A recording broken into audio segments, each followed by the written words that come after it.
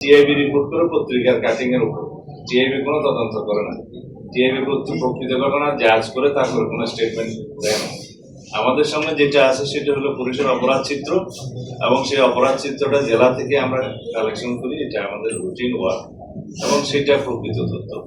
আর পত্রিকা অন্তরে অনেক খবর প্রকাশিত হয়, সেগুলো আমরা অবশ্যই নজরে আনি এবং সেগুলো খোঁজখবর নিই। প্রত্যেকটা ঘটনা যে সঠিক সেরকম বলা যাবে, তবে যেহেতু পত্রিকার লেখার স্বাধীনতা আছে, সেগুলো আছে এবং সেগুলো আমরা যথাযথভাবে পরীক্ষা নিরীক্ষা করার জন্য পাঠাই। আমি সমস্ত পত্রিকার কাটিংগুলো সকালে না দেখতে পারলেও দেখি, সারাদিনের মধ্যে দেখি আমি কনসার্ন ডিপার্টমেন্টের কাছে পাঠাই যে এই বিষয়ে আপনারা এক্সামাইন করে আমাকে মতামত প্রকৃত ঘটনা কি।